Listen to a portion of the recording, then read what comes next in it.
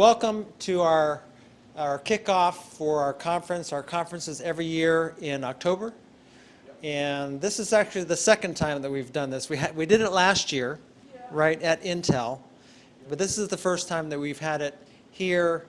And we're glad to have you, and thanks for joining us. We've got an awesome lineup of speakers. And our theme this year is 2020 Vision.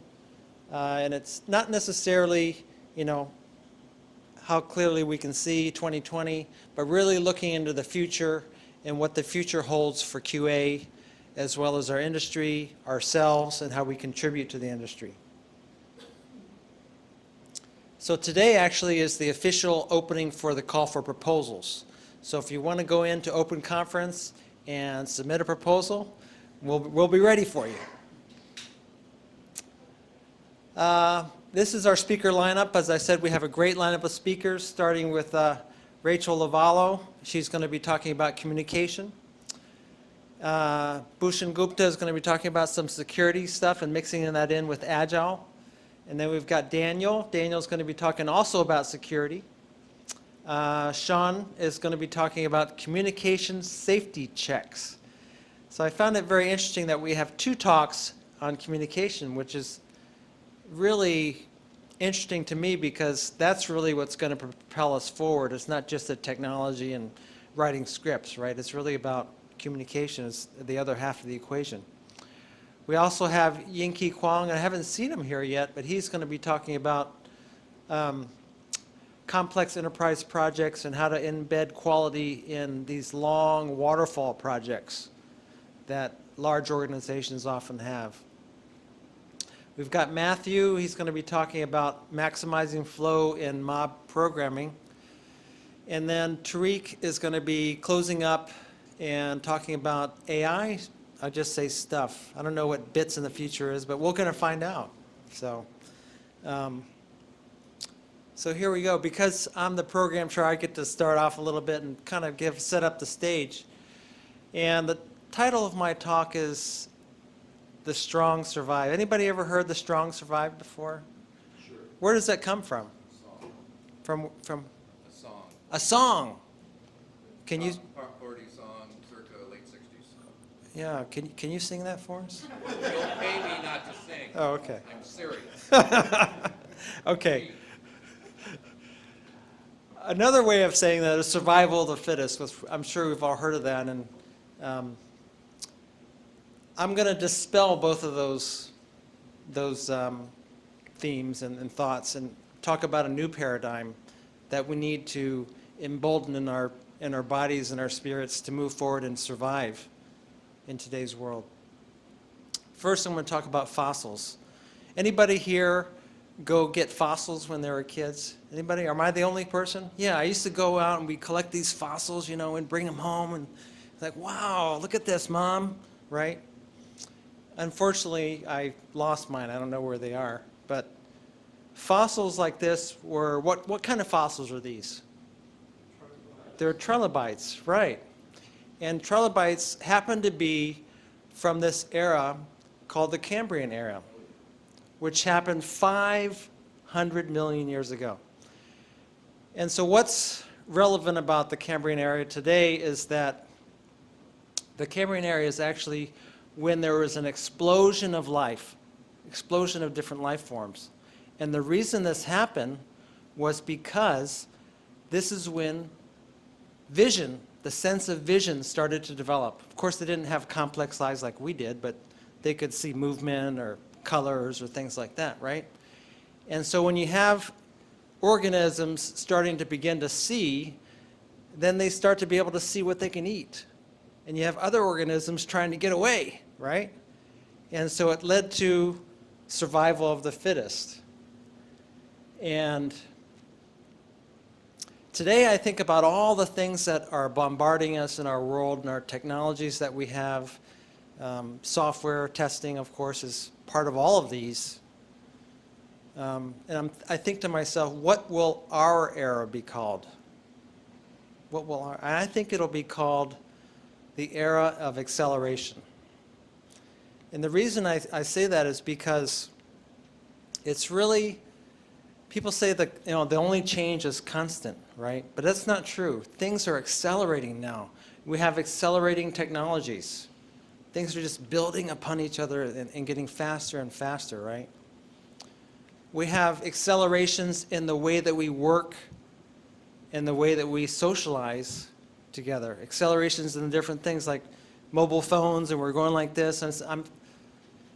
And the way that we work together, globalization, people working across the world, right? All of these things are changing really, really fast. And then, of course, we have accelerations in the change in the environment, which we're all aware of. So I think that change is accelerating, and it's really going to impact our ability to survive. And I'm going to use this as a good stopping point for the next speaker.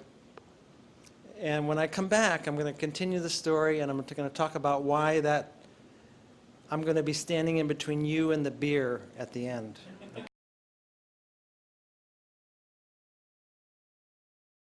Certainly heard a lot of different topics today. I'm going to get back to the strong survive. Actually, the strong don't survive. If you look at the bald eagle, the grizzly bear, they're going to die off. So it's the strong really don't survive. So who does survive? Well, cockroaches, they're doing pretty well. Rats, they're doing pretty well.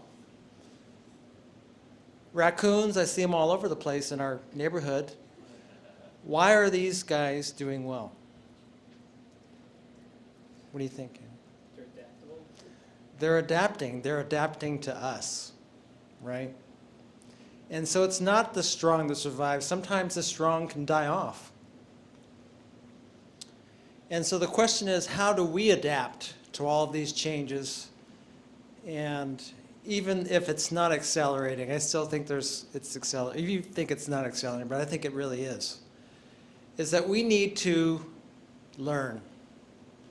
That's the number one skill that we need to work on. You think about learning this and learning that, but there's also learn to learn. And you might say, oh yeah, I know that. Yeah, I should learn. Yeah. Right? The thing is that our society is not made for teaching us how to learn. Right? We go to high school, our goals are set out for us. Oh, you got to get from this grade to this grade, then you got to go to college, and then society gives us goals too. Oh, you have to get married, then you have to have kids, right? These are all objectives and goals that are given to us. I just came back from a trip to China. You know, how many women in here are over 25? Anybody here over 25? If you're over 25 in China and you're not married, you have very slim chance of getting married.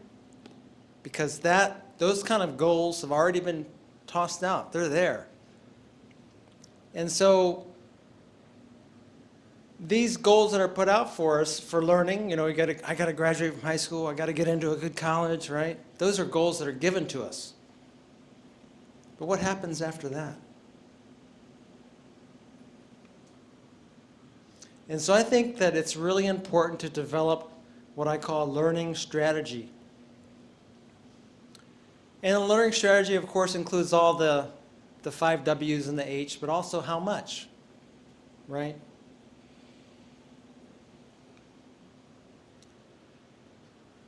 And the thing is that each of us learn differently, and there's all kinds of different ways of learning, right?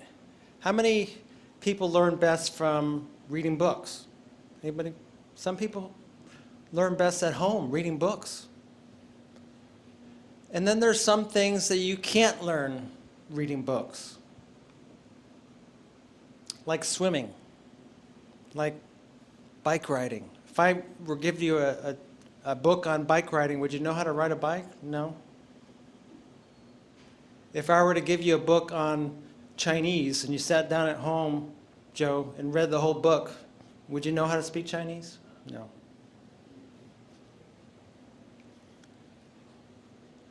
There was a book put out by Malcolm Gladwell called Outliers. Anybody read this book?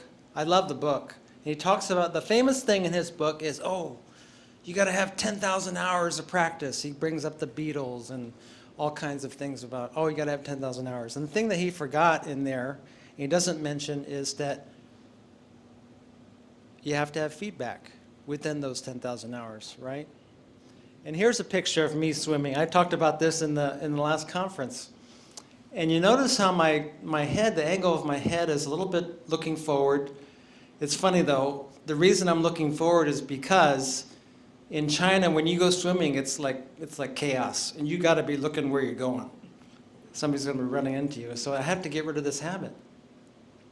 But you notice also that when I look forward, my butt is changes the angle of my butt in the water.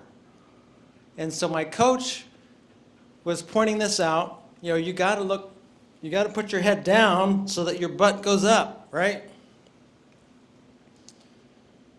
And you can see I've improved a little bit there. My butt's starting to go up. You can see I have a different bathing suit. I keep going back, and I keep trying to improve. Still not quite there, but my butt's getting up a little higher. My head's going down a little bit lower. But also, you can learn from watching other people. You look at her head angle, and look at how her butt comes to the surface, so she's floating across the water. So it's not 10,000 hours of practice, right? It's learning from others, getting feedback, getting a coach. And you've heard me say this before, it's not practice with feedback makes perfect, not just practice makes perfect, right? And so when you develop your own learning plan, I like to think of it as a tree structure. And I've heard a lot of topics today that made me think, okay, maybe I should put that in my learning plan. Maybe that's something that I really need to pay attention to. How many of you have a learning plan? Like you did, okay, I'm a sophomore, I need to complete this. How many of you have a plan like that? Probably not. Do you have a plan on what you're going to learn next week? Do you have a plan on who you're going to talk to and network with to absorb and share knowledge? Do you have a plan how many books you're going to read, or conferences you're going to go to, or new subjects that you're going to learn about? Do you have a plan? Maybe not. And I'd like you to take away today to own your learning. Your survival and adaptation to the changes that are happening today are all depending on you learning. So map out a plan. This is what I'm going to do this year. This is what I'm going to learn. Maybe it's you want to be a better public speaker. Maybe it's I want to learn automation. I want to be great at Selenium. I'm going to go to this course. I'm going to join this meetup. I'm going to do this. You have to have a plan. It's not going to happen by itself. Right? So now I'm going to talk about acceleration a little bit. Acceleration is happening so fast, we don't really understand it. And let me give you an example of the acceleration that's happening.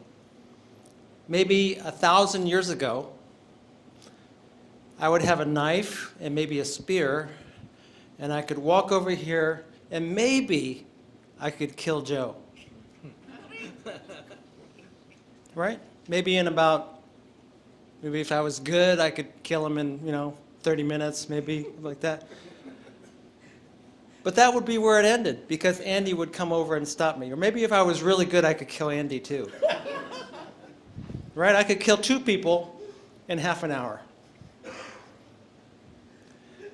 Then 500 years ago, we had guns. Okay. Well, maybe I could kill 6 people or 8 people with a gun. Or a musket. Maybe I could kill 1 guy, right? Now, you just heard recently that we had another mass killing.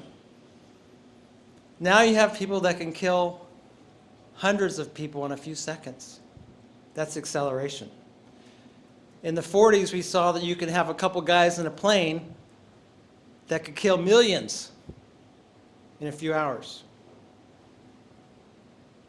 That's acceleration, right? That's powerful. And now you have the coronavirus, right? We heard about that. Already killed 17 people in a few days. That's also acceleration. Now, if you had somebody skilled enough, they could kill the whole world with a virus. That's scary, isn't it? That's real acceleration. And so what I say to you is that it's not what you can do, it's what you can really learn to do, because what you can do today is going to expire, right? So to adapt, we have to keep learning new things all the time, and the acceleration is only going to keep getting faster. I invite you to use PNSQC as part of your learning strategy, part of your learning platform, because it's really difficult to learn by yourself in a vacuum. Like I said, you need a coach, you need new ideas. Like today, I've learned a heck of a lot of stuff on things that I need to learn, right? In closing, this whole event today is all about opening the call for proposals. The call for proposals started today, actually. We opened our conference proposal system. It's called Open Conference. The deadline is April 15th. I invite all of you to submit papers. Last year we had about 150 submissions. We're adding a different type of paper this year. It's called a technical brief. So a technical brief is a little bit shorter, not as rigorous, and about 20 to 25 minutes of a talk rather than 45 minutes or 40 minutes. We're also continuing the weekend, or tomorrow, with a acceptance testing workshop in Salem, co-sponsored with the state of Oregon. And then later in the afternoon, myself and Brian, the president, we're going to be giving a workshop on public speaking to help some of you get over that hurdle and submit a paper for next year. And with that, we'll see you in October. So thank you very much for coming today, and look forward to seeing your abstracts. Thanks.